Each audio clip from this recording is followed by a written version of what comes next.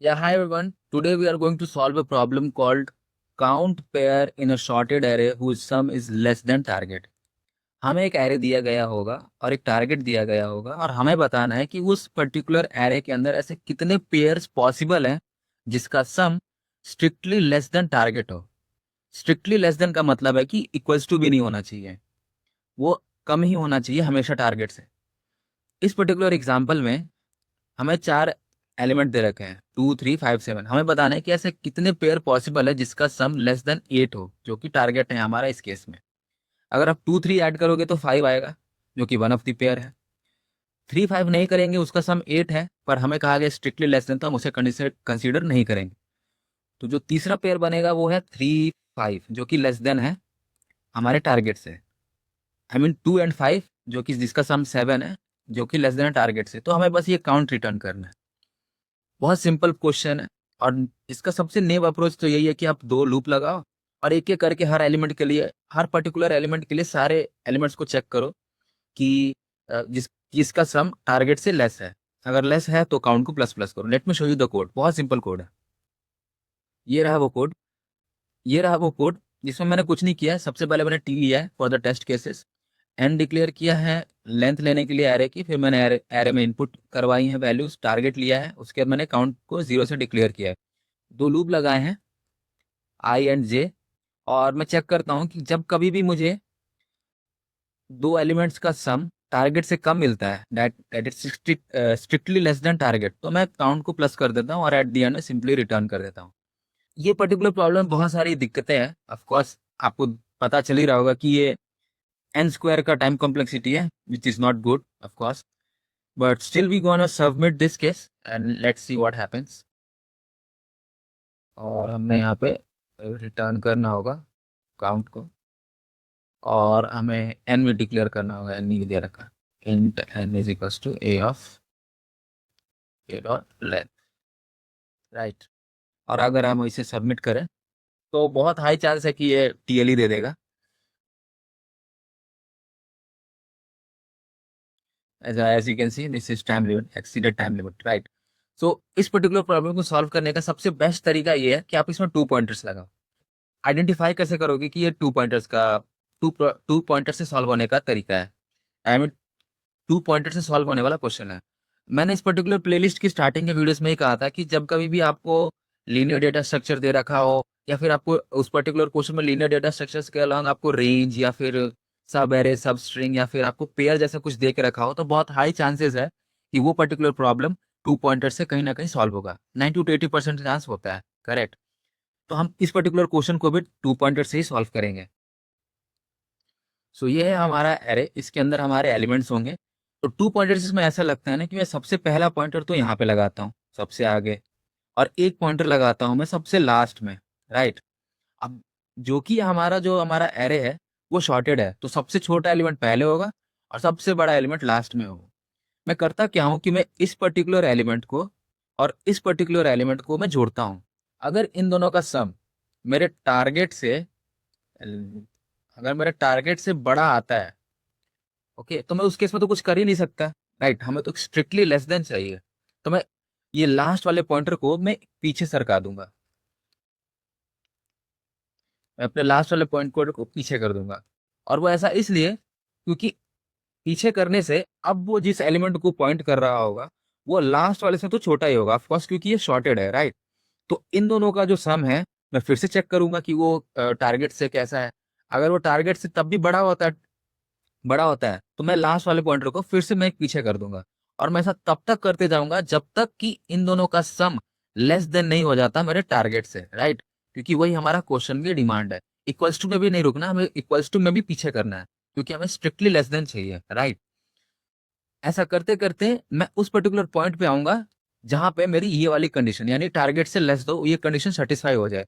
वैसा होते ही, जैसे ही मेरा जैसे ही मेरे दो एलिमेंट्स का सम टारगेट से लेस आता है, तो उस केस में हम काउंट को इंक्रीज करेंगे। Let me explain you one more time with the more example. मैं क्या कह रहा हूँ कि अगर हमारे पास एक एरे है, right, A2, A3, A4, A5 and keep going,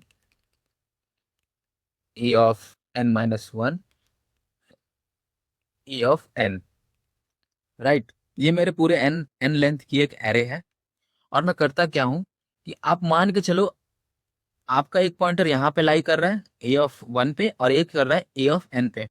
मैं तब तक आइटरेट करूंगा जब तक कि मेरा दो एलिमेंट्स का सम, ओके, दो एलिमेंट्स का सम मेरे टारगेट से कम नहीं हो जाता। फॉर एग्जाम्पल अगर मान के चलो A of one plus A of five का सम अगर बड़ा है मेरे टारगेट से, तो उस केस में मैं कुछ भी नहीं कर सकता। मैं क्या करूंगा कि मैं अपने लास्ट पॉइंटर को एक पीछे मूव करूंगा, राइट। तो A of one plus A of four करूंगा। अगर वो जैसे ही कम हो जाता है मेरे टारगेट से, तो मैं उस केस में मैं अपने काउंट को इंक्रीज करूंगा। आप मुझे एक बात बताओ, मैं आपसे एक सिंपल सी चीज पूछता हूँ। हमारा हमारा कंडीशन क्या है कि ए ऑफ वन से बड़ा ए ऑफ टू से बड़ा A of three, am I it means it's increasing order, right. तो जब कभी भी, अब फॉर द एग्जाम्पल अगर आप ना इस इतने इतने हिस्से को मानो, for the example for the just for the sake of explanation, आप इतने हिस्से को मानो, इस पर्टिकुलर सब एरे को कंसिडर करो। इसके बाद भी एलिमेंट्स है, राइट, मैं उसे डिनाई नहीं कर रहा, बट फॉर एग्जाम्पल आप इतने केस को मानो, करेक्ट। अब सबसे यहाँ पे पर्टिकुलर इस पर्टिकुलर वैल्यू के लिए ए ऑफ वन यहाँ पे था, आई मीन एक पॉइंटर यहाँ पे था और एक यहाँ पे था। जब ये बड़ा था तो मैं तो कुछ नहीं कर सकता था, करेक्ट। मुझे कुछ करना ही नहीं था, मुझे तो तब तक चाहिए जब तक वो स्मॉल नहीं हो जाता, ये कंडीशन हिट ना हो जाए। जैसे ही आपने अपने लास्ट वाले पॉइंटर को पीछे मूव किया, ए ऑफ फोर और ए ऑफ वन ये कंडीशन सेटिस्फाई कर गए जो हमें चाहिए था, करेक्ट, ये हमें ये चाहिए था। तो अब आप मेरे को ये बताइए कि क्या अब इस लास्ट पॉइंटर को मुझे और पीछे मूव करने की जरूरत है? Of course not. क्योंकि इस पर्टिकुलर सब एरे में इस पर्टिकुलर सब एरे को आप कंसिडर करो, इस पर्टिकुलर सब एरे को, let me right it one more time. A of one से बड़ा ए ऑफ टू से बड़ा A of to a of, ठीक है। इसके बाद भी है, okay, let's not consider that. इतना पर्टिकुलर हिस्सा, अभी इतने सब एरे को कंसिडर करके रखो। और मैं क्या कह रहा हूं कि अगर ए ऑफ वन का सम ए ऑफ फोर अगर बराबर है, I mean sorry, less than है टारगेट से, करेक्ट। अगर ये टारगेट से कम है, तो इस ए ऑफ फोर से पहले जितने भी एलिमेंट्स होंगे, अगर उनका ए ऑफ वन से सम करूंगा तो भी तो टारगेट से कम ही होंगे ना मेरे भाई। आई मीन अगर ए ऑफ फोर से जितने भी छोटे एलिमेंट्स हैं जैसे ए ऑफ टू और ए ऑफ थ्री, उनका सम भी अगर मैं ए ऑफ वन से करूंगा तो भी तो टारगेट से कम ही होंगे, राइट।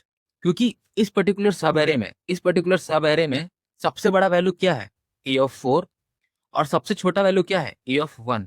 तो अगर सबसे बड़ा वैल्यू एक एलिमेंट से अगर जुड़ता है और वो एक पर्टिकुलर वैल्यू क्रिएट करता है जो कि टारगेट से कम है, ठीक है, तो ये तो बहुत ऑब्वियस चीज है कि अगर मैं इस पर्टिकुलर रिमेनिंग एलिमेंट्स को भी, अगर मैं ए ऑफ वन के साथ एलिमेंट को, अगर रिमेनिंग एलिमेंट्स को अगर सबसे छोटे वाले वैल्यू के साथ में सम करूंगा तो भी तो टारगेट से कम ही होंगे ना। आई होप आप समझ रहे होंगे। जैसे A of, I mean A of one plus A of three भी छोटा होगा टारगेट से, correct. A of one plus A of two भी छोटा होगा टारगेट से, ठीक है। ये बहुत कॉमन सेंस है, इसमें कुछ भी ऐसा रॉकेट साइंस नहीं है। अगर एक फिक्स वैल्यू, ठीक है, आप देख पा रहे होगे कि जितनी भी कंडीशन है इन सब में ए ऑफ वन जो है फिक्स है, यानी एक कांस्टेंट है, ठीक। और उसके पीछे वाली वैल्यूज वेरिएबल है, मतलब चेंज हो रहा है, कभी ए ऑफ टू और ए ऑफ थ्री, राइट। और अगर एक सबसे बड़ी वैल्यू एक फिक्स नंबर से सब्ट्रैक्ट होने के बाद कोई टारगेट जनरेट कर रही है, राइट, तो ये तो ऑब्वियस है कि उससे छोटे एलिमेंट भी अगर उस फिक्स वैल्यू से जुड़ेंगे तो भी टारगेट से कम ही होंगे। तो इन दैट केस मुझे अपने इस पर्टिकुलर पॉइंटर को, जिसे ये करेंटली ए ऑफ फोर को पॉइंट कर रहा है, करेक्ट, ठीक है, इसे पॉइंट कर रहा है, तो मुझे और फर्दर पीछे मूव करने की जरूरत नहीं है। मैं डायरेक्टली करूंगा क्या कि मैं अपने लास्ट पॉइंटर को जो करेंटली अब इसे पॉइंट कर रहा है, और वो जो फर्स्ट एलिमेंट जो पॉइंटर फर्स्ट पॉइंटर है जिसको पॉइंट कर रहा है, तो मैं डायरेक्टली करूंगा क्या कि मैं इस पॉइंटर को इस पॉइंटर से सब्ट्रैक्ट कर दूंगा, सिंपल एज दैट। अगर ए ऑफ फोर को मेरा last pointer last pointer indicate कर रहा है और उसका सम अगर टारगेट से कम आ गया, ए ऑफ फाइव में बड़ा हो रहा था, राइट, ए ऑफ फाइव में बड़ा हो रहा था, जैसे ही छोटा होगा मैं इसके पीछे नहीं जाऊंगा, मैं डायरेक्टली उसे पहले वाले पॉइंटर से सब्ट्रैक्ट करके मैं पूरे काउंट निकाल लूंगा। ठीक है। तो जैसे ही A of 4 A of 1 जोड़ने के बाद छोटा होता है, तो मुझे A of 2 और A of 3 का चेक करने की जरूरत ही नहीं है। मैं निकाल सकता हूँ कि 3 होगी वैल्यू, राइट। तो अगर आपका इंडेक्स देखो, अगर आप इसका इंडेक्स देखोगे तो ये 0 1 2 3, 3 - 0 दैट इज 3। तो मुझे 3 मिल गया। आई होप मैं आपको समझा पा रहा हूँ। बहुत सिंपल सोल्यूशन है। और डायरेक्ट बढ़ते हैं अब इसके कोड की तरफ। तो ये रहा वो कोड, बहुत सिंपल कोड है। मैंने सबसे पहले टी लिया है, एन लिया है, और मैंने एरे के लिए सारे वैल्यूज को इनपुट करवा दी, फिर टारगेट लिया। मैं सबसे पहले दो पॉइंटर्स बनाता हूँ जो एरे के सबसे पहले और लास्ट को इंडिकेट कर रहा होता है, राइट। उसके बाद मैं एक काउंट वेरिएबल बनाता हूँ और मैं एक लूप चलाता हूँ जब तक कि P of1 P of 2 को क्रॉस ना कर जाए, राइट। यहाँ पे आपने देखा कि P of 1 ये है और ये वाला जो है लास्ट वाला है वो P of 2 है। मैं तब तक इन दोनों को मूव करता हूँ एक दूसरे के डायरेक्शन में, जब तक कि वो एक दूसरे को क्रॉस ना कर जाए, राइट। तब तक मुझे इन दोनों को मूव करना है, वही वो वाइल लूप कर रहे हैं वहां पे। उसके बाद में उस पर्टिकुलर पॉइंटर्स पे रखे एलिमेंट्स का सम करता हूँ। अगर वो टारगेट से कम आते हैं तो मैं सिंपली काउंट को मैं इंक्रीज करता हूँ bye there difference, right, bye there difference. मैं काउंट प्लस प्लस नहीं कर सकता क्योंकि ऑफ कोर्स उसके बीच में भी तो एलिमेंट्स हो सकते हैं ना जिनका सम टारगेट से कम हो, तो उसे निकालने के लिए मैं डायरेक्टली डिफरेंस को मैं सब्ट्रैक्ट करता हूँ। डायरेक्ट हम यहाँ पे डिफरेंस को सब्ट्रैक्ट करते हैं, जैसे मैंने आपको यहाँ पे एक्सप्लेन किया। अगर एक पर्टिकुलर सब एरे में इस पर्टिकुलर सब एरे में सबसे बड़ा वैल्यू सबसे छोटे वैल्यू को से जुड़ने के बाद अगर टारगेट से कम आ रहा है, तो उस पर्टिकुलर दोनों सबसे बड़े और सबसे बड़े एलिमेंट और सबसे छोटे एलिमेंट्स के बीच में जितने भी एलिमेंट्स होंगे वो सभी सबसे छोटे वाले नंबर से जुड़ने के बाद हमेशा टारगेट से कम ही आएंगे। तो मुझे वो कैलकुलेट करने की जरूरत नहीं है एक एक करके, तो मैं डायरेक्टली इनका डिफरेंस से ही मैं अपना आंसर कैलकुलेट कर सकता हूँ। तो मैंने यहाँ पे भी वही कर रखा है। फिर उसके बाद अगर काउंट हो जाने के बाद मैं सिंपली P1 को, यानी अपने पहले वाले एरे पे जो सबसे आगे वाला पॉइंटर था, मैं उसे इंक्रीज करता हूँ। और बाई चांस अगर कुछ भी सही नहीं है, मतलब अगर छोटा है टारगेट, अगर इन दोनों का सम अगर टारगेट से बड़ा है या बराबर है, तो मैं सिंपली अपने लास्ट वाले पॉइंटर को पीछे कर देता हूँ। तो ये सिंपल सा कोड था और मैं सिंपली इसे प्रिंट कर देता हूँ काउंट को।